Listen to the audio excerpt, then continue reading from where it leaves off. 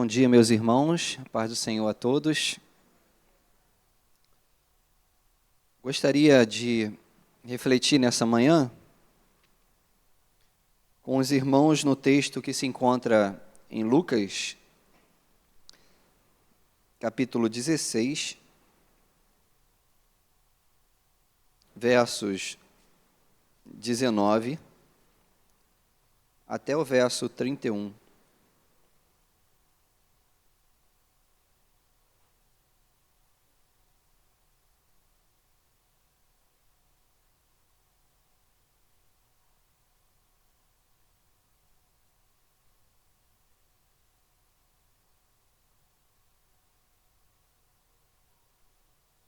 Diz assim a palavra do Senhor. Ora, havia certo homem rico que se vestia de púrpura e de linho finíssimo e se alegrava todos os dias com grande ostentação. Havia também certo mendigo, chamado Lázaro, coberto de feridas, que ficava deitado à porta da casa do rico. Ele desejava alimentar-se das migalhas que caíam da mesa do rico, e até os cães vinham lamber-lhe as feridas. E aconteceu que o mendigo morreu, e foi levado pelos anjos para junto de Abraão. Morreu também o rico, e foi sepultado. No inferno, estando em tormentos, o rico levantou os olhos e viu ao longe Abraão e Lázaro junto dele. Então, gritando, disse: Pai Abraão, tenha misericórdia de mim, e mande que Lázaro molhe a ponta do dedo em água e me refresque a língua, porque estou atormentado neste fogo. Mas Abraão disse: Filho, lembre-se de que você recebeu os seus bens durante a sua vida, enquanto Lázaro só teve males. Agora, porém, ele está consolado aqui, enquanto você está em tormentos. E, além de tudo, há um grande abismo entre nós e vocês, de modo que os que querem passar daqui até vocês não podem, nem os de lá passar para cá. Então o rico disse: Pai, eu peço que mande Lázaro à minha casa paterna, porque tenho 5 irmãos, para que lhes dê testemunho, a fim de que não venham também para este lugar de tormento. Abraão respondeu: Eles têm Moisés e os profetas, ouçam-nos. Mas ele insistiu: Não, pai Abraão, se alguém dentre os mortos for até lá, eles irão se arrepender. Abraão, porém, lhe respondeu: Se não ouvem Moisés e os profetas, também não se deixarão convencer, mesmo que ressuscite alguém dentre os mortos. Palavra do Senhor. Meus irmãos, quando Jesus conta essa parábola, ele tinha acabado de apresentar algumas lições aos seus discípulos sobre o dinheiro. Foi exatamente ao término da parábola contada por ele do administrador infiel. E uma das palavras que fica registrada por Lucas no capítulo 16, verso 13, Jesus dizendo para os seus discípulos foi: Vocês não podem servir a Deus e ao dinheiro. Lucas também conta que após Jesus estar conversando com os seus discípulos e dar a eles essas informações e lições, os fariseus que amavam o dinheiro, Lucas registra, ouviam tudo isso e zombava de Jesus. É diante dessa atitude dos fariseus de amar o dinheiro e zombar de Jesus, Jesus então, ele faz uma crítica à superficialidade da religião farisaica, que procuravam a sua própria glória, e daí então conta uma história profundamente perturbadora, a parábola do rico e o Lázaro. Esta parábola do rico e o Lázaro fala de vários opostos extremos: tormento e consolo, morte e vida, inferno e céu. Os personagens são um homem extremamente rico e outro mendigo, extremamente pobre, que vivia na dependência de muitas coisas, inclusive das migalhas que caíam da mesa do rico para se alimentar. Mas o interessante é que essa parábola, ela tem o seu foco nos contrastes, porque vai ser exatamente quando ele morre que então as sortes são invertidas. Aquele que era extremamente rico torna-se extremamente pobre, e aquele que era extremamente pobre torna-se extremamente rico. Lucas, ele nos apresenta quem era esse homem rico. E cada vez que nós vemos o texto, ele nos diz a imensidade da riqueza desse homem, porque ele se vestia de púrpura e de linho fino, vivia no luxo todos os dias, ostentando a sua riqueza. A sua vida era uma vida de festa eterna, de prazeres. Qualquer que fosse, meus irmãos, a sinagoga que ele frequentasse, as pessoas naturalmente o respeitariam, porque ele era exatamente o tipo de pessoa que a religião judaica, sobre a perspectiva da teologia da justiça retributiva, acreditava que ele tinha um lugar no céu. Era um judeu e um homem religioso, não um pagão. Um homem tremendamente abençoado por Deus. Aliás, aquilo que ele vivia e desfrutava apenas refletia a bênção do Senhor sobre a vida dele na perspectiva da teologia farisaica, que dizia que aquilo que você planta, você vai colher. Foi esse o pensamento quando viram o cego de nascença, os discípulos, e perguntaram para Jesus: Jesus, quem pecou? Este ou a seus pais para que nascesse dessa forma? Justamente porque essa teologia estava no coração deles. Mas Jesus disse: nem este, nem os seus pais, mas é para que manifeste a glória do Senhor. E justamente o livro de Jó é quebrando essa teologia antiga, porque Jó era um homem reto, íntegro e que se desviava do mal. Todavia, Deus, segundo a sua soberania, resolveu permitir que algumas coisas atingissem a vida dele. Diferentemente do homem rico, nós temos então o homem pobre, que tem o seu nome como Lázaro. Ele era mais do que necessitado. O texto diz que ele era paralítico, provavelmente, porque as pessoas o conduziam, o colocavam em frente à casa do rico. Ele sequer podia cuidar de si mesmo. Ele teve que suportar, meus irmãos, ser lambido por cachorros na rua. Porque o rico, que poderia estender a mão e fazer alguma coisa para ele, sequer moveu-se de cuidado. Mas esse pobre, que provavelmente tinha uma doença crônica de pele, e é interessante quando nós temos os nossos cachorros, né, quando tem uma ferida na nossa perna, no nosso braço, e ele tentando mostrar o cuidado, como ele próprio se cuida, lambendo-se, ele chega perto da gente e começa a lamber as nossas feridas. no sentido de que aquilo dali provoca um cuidado e, quem sabe, uma ideia de curar aquela ferida que nós estamos tendo.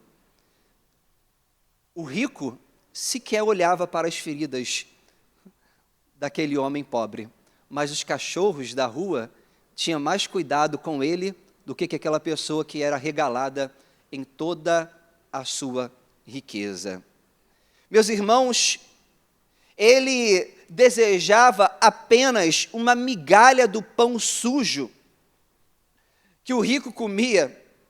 E segundo os fariseus, os seus discípulos acreditavam que esse tipo de sofrimento provava que Lázaro era homem totalmente amaldiçoado por Deus.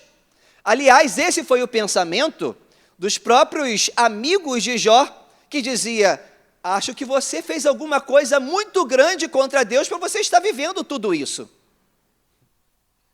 Só que essa história ela é intrigante, porque no meio dela há uma virada de cena, há um choque na história, há uma grande inversão, porque o texto diz: chegando o dia em que o mendigo morreu, os anjos o levaram juntamente a Abraão. O rico morreu também e foi sepultado no Hades, aonde estava sendo atormentado. Perceba que agora aquele que era extremamente rico se tornou extremamente pobre. E aquele que era extremamente pobre se tornou extremamente rico. Junto a Abraão significa um lugar de honra, a mesa de Abraão. Naquela cultura, meus irmãos, os convidados num banquete generoso se reclinavam em almofadas em torno da mesa. O mendigo desfruta de honra e o rico agora de tormento. Então começa um diálogo do rico com Abraão. E parece que, mesmo estando em tormento, o rico ainda tenta dar ordens para o mendigo, Lázaro. Porque ele vê Lázaro junto de Abraão e ele diz: manda o mendigo pelo menos refrescar os meus lábios. Manda o mendigo apenas ir falar aos meus irmãos. E esses dias eu ouvi uma frase muito interessante. A frase dizia que o inferno não é lugar para cura. O inferno é lugar para tormento. Porque a mesma realidade que se deu antes de um coração orgulhoso e prepotente longe de Deus, desse fariseu, ou desse homem rico, ainda no inferno continua sendo a mesma coisa. Mas perceba ainda comigo, meus irmãos, que nesse diálogo, o pedido é que Lázaro que o Abraão dê ordem para molhar os lábios do rico que está em tormento. Ele diz, Abraão agora respondendo: filho, lembre de que você recebeu os seus bens durante a sua vida, enquanto Lázaro só teve males. Agora, porém, ele está consolado aqui enquanto você está em tormentos. E além de tudo, há um grande abismo entre nós e vocês, de modo que os que querem passar daqui, até vocês não podem, nem os de lá, passar para cá. Mas o rico, ele é insistente. O rico, ele, no diálogo, ele quer algo além. Ele quer fazer de Lázaro um missionário de Deus, mesmo depois da morte. E ele vai dizer, pede ele para que pelo menos vá aos meus irmãos e conte sobre esse momento que eu estou vivendo, para que ele não venha passar pelo mesmo tormento do que eu. Porque eles vão ouvir alguém que veio da morte, do além, para falar. Outras pessoas ele não vai falar. E é muito interessante porque a resposta de Abraão é: ele já tem a lei e os profetas. Mesmo que ressuscite alguém, isso não vai adiantar, porque o coração deles já estão presos e endurecidos. Meus irmãos, essa parábola nos apresenta algumas lições sobre o céu e o inferno. E eu quero nessa manhã refletir com os irmãos sobre essa realidade. Primeiro, a realidade do céu. O mendigo que era pobre enquanto estava aqui, ele se tornou extremamente rico. Passou a ser consolado, como diz o texto, pelo Senhor nos céus, e estar do lado de Abraão. Essa virada no texto, meus irmãos, é sensacional. Pois aquele homem que era desprezado, que padecia com chagas em seu corpo, paralítico, necessitado de alimento, quando morre, passa a desfrutar do gozo eterno junto a Abraão. O texto nos informa que Lázaro, ele estava sendo consolado na eternidade. E ele foi levado pelos anjos para estar do lado de Abraão. Meus irmãos, apesar de ser uma parábola, essa parábola apresenta para nós realidades do reino de Deus. E nós precisamos entender a realidade do céu como algo tão vivo, como nós estamos nessa manhã. A Bíblia diz sobre o céu: eu vi um novo céu e a nova terra, pois o primeiro céu e a primeira terra passaram. O mar já não existe.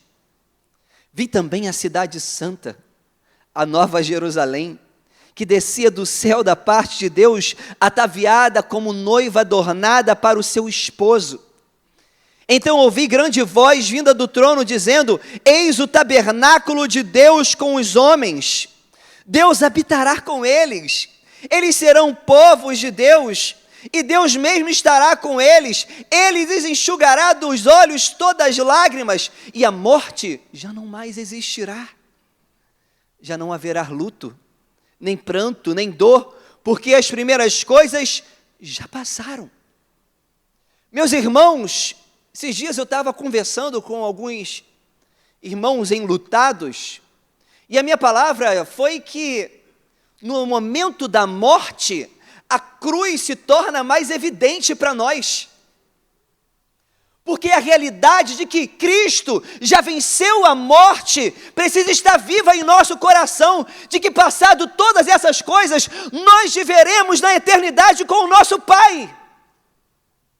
Podemos passar por tribulações e angústia aqui neste momento e nesse presente, por conta da realidade do pecado que é implacável sobre as nossas vidas. Meus irmãos, mas nós já estamos destinados a desfrutar de um gozo eterno. Seremos consolados por Deus, tomados pelo nosso Pai no colo, chamados a conhecer aqueles entes queridos que já partiram. Por isso, Lázaro agora, ele está junto de Abraão. Imagine, nós sendo tomados pela mão, caminhando em ruas de ouro, comendo do maná escondido, sendo apresentado a Abraão, Isaque, Jacó e todos os outros homens da galeria dos heróis da fé. Nós desfrutaremos dessa realidade e seremos consolados pelo Senhor. Isso precisa estar vivo no nosso coração. Isso aqui, meus irmãos, é apenas um processo que nós estamos vivendo para desfrutar desse gozo eterno. Como diz o Provérbios, é como a luz da aurora que brilha mais e mais até se tornar um dia perfeito. Já foi determinado na cruz do Calvário em Cristo Jesus. Estamos caminhando para esse dia mais belo, mais oportuno, mais perfeito que viveremos com o nosso Pai. O céu é uma realidade. Mas também, meus irmãos, o inferno é uma realidade. A parábola do homem rico e de Lázaro é descrita da Bíblia a mais vívida daquilo que o inferno significa. É uma história terrível e profundamente perturbadora. A palavra de Deus muitas vezes afirma categoricamente que Ele punirá os malfeitores com castigo eterno. O fogo eterno. A Bíblia descreve o inferno repetidas vezes como um lugar aonde o seu verme não morre e o fogo não se apaga. As parábolas que nós estamos contando aqui durante as quinta-feiras é interessante porque sempre descreve na chegada de Jesus havendo separação daqueles que conhecem a Deus e daqueles que não conhecem a Deus. Daqueles que vão para o gozo eterno e daqueles que vão para o tormento eterno. Foi João Batista que, descrevendo Jesus, ele disse: eu, na verdade, vos batizo com água, mas vem o que é mais poderoso do que eu, o qual não sou digno de desatar-lhe as correias da sandália. Ele vos batizará com o Espírito Santo e com fogo. Entenda que o fogo aqui, meus irmãos, é tormento. O texto vai continuar e vai dizer: a sua pá ele tem na mão para limpar completamente a sua eira e recolher o trigo no seu celeiro. Porém, queimará a palha em fogo inextinguível. Ele vai separar quem é e quem não é. É interessante quando Jesus está dizendo: é melhor que você perca um dos seus membros do que todo o seu corpo vá para o inferno. Jesus, quando ele está falando isso, ele está olhando para o lixão que estava fora dos muros de Jerusalém, chamado Geena, e ali aquele fogo, ele queimava constantemente. Tudo aquilo que não prestava de dentro da cidade era colocado fora, inclusive alguns mortos.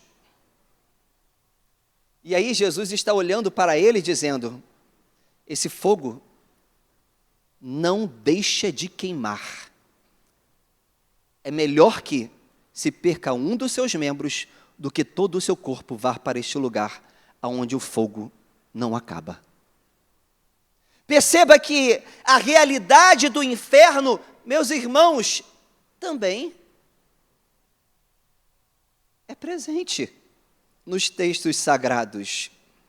O inferno, como diz o texto, não é lugar aonde viveremos regalados em nossas riquezas, mas seremos atormentados pelo próprio rosto de Deus. Tanto o céu quanto o inferno revelam a glória de Deus. Não vai ser Satanás que vai estar lá para atormentar aqueles que seguiram um caminho juntamente com ele.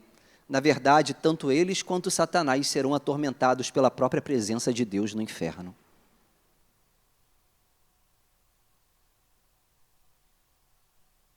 Sabe por que a gente entende que o inferno é uma realidade de tormento? Porque Lázaro vai dizer: Abraão, eu peço misericórdia, molha apenas um pouquinho do dedo com água para refrescar os meus lábios. Meus irmãos, também o inferno é um lugar de tormento consciente. Não vai ser apagado tudo aquilo que você está vivendo. Porque Lázaro, ou melhor, o rico, ele está consciente daquilo que ele está vivendo.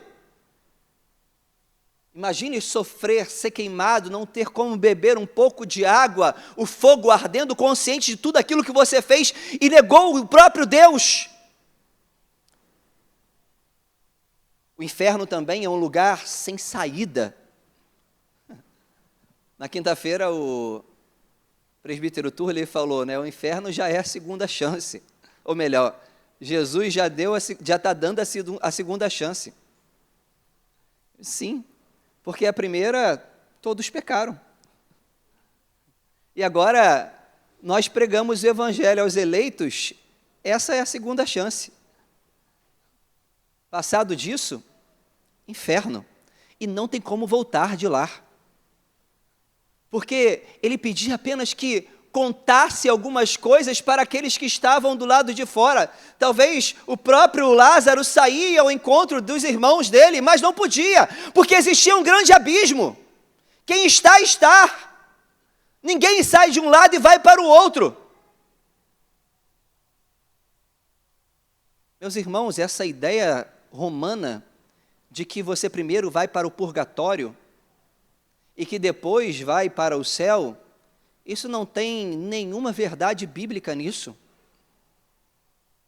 Porque passado disso, diz a Bíblia, segue-se o juízo.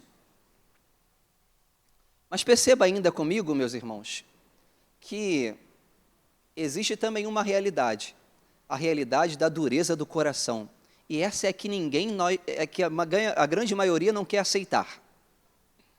Porque o texto vai dizer que quando ele pede, o rico, manda apenas que ele vá lá contar para os meus irmãos. O que o texto diz? Ele já tem a lei e os profetas. E depois ele complementa, mas mande pelo menos os mortos, porque alguém do além indo lá e contar para eles, ele vai acreditar. Meus irmãos, mas não existe essa ideia de reencarnação também. Sabe o que Abraão diz? Mesmo que alguém ressuscite dentre os mortos, não adiantaria. E eu quero pensar aqui com os irmãos para fechar a minha fala.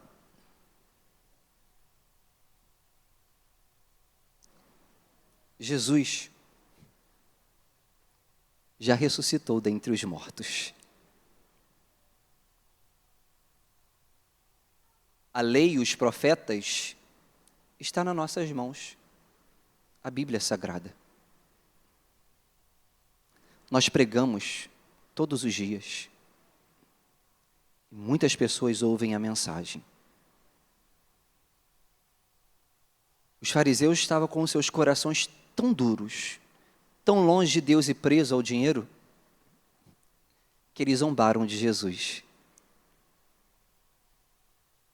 Lucas diz que eles amavam o dinheiro e procuravam a sua própria glória.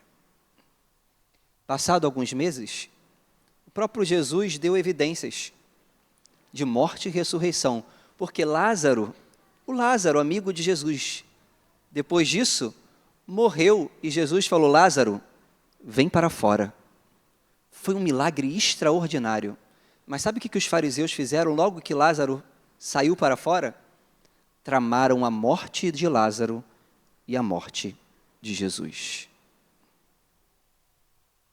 Mesmo que nós não aceitemos e que isso seja uma realidade muito dura, meus irmãos, tem gente que vai para o inferno e que o coração está duro, petrificado, pois não é um escolhido do Senhor.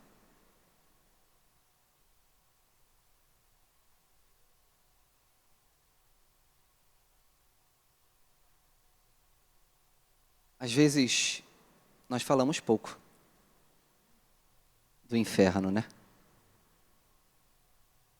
Eu lembro de um dos expoentes da história da igreja, e ele pregou uma mensagem dizendo, pecadores na mão de um Deus irado. Jonathan Edwards. Diz a história que quando ele pregava, à luz do lampião, apenas lendo o seu sermão, as pessoas sentiam os seus pés aquecidos, gritavam por conta daquela fala sobre o inferno, temerosos a respeito de um Deus que estava irado com o seu povo. Meus irmãos, aquilo foi um marco na história da igreja, e até hoje nós contamos. Pena que às vezes nós não temos tanta coragem de falar no inferno, no céu e daqueles que não estarão com o Senhor. Que possamos refletir nessa manhã sobre a realidade de um céu, o gozo eterno que Deus tem separado para os seus eleitos. Ele disse: na casa de meu Pai há muitas moradas, mas também que possamos pensar sobre a realidade do inferno e de que existe o joio e o trigo, e Ele irá fazer a separação do joio e do trigo. Feche seus olhos.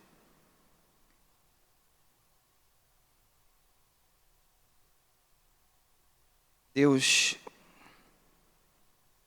louvamos o Seu nome, porque temos a revelação da Sua palavra, Senhor. Ó Deus, e a Sua palavra, ó Deus, ela precisa ser ensinada, falada, pregada, não omitida e não falada parcialmente. É a Tua palavra, Senhor. Muito obrigado, porque o Senhor tem nos escolhido, ó Pai, tem nos separado para a glória do Seu nome. Ó Deus, e tem nos dado clareza a respeito destas realidades que vivemos, do céu e do inferno. Ó Deus, que o Senhor possa aquecer o nosso coração a cada dia e nos fazer, ó Pai, ó Deus, ter a certeza de que o Senhor, Pai, está conosco e que nós estaremos gozando, ó Deus, da eternidade juntamente contigo. É no nome de Jesus, ó Pai, que nós oramos. Amém e amém.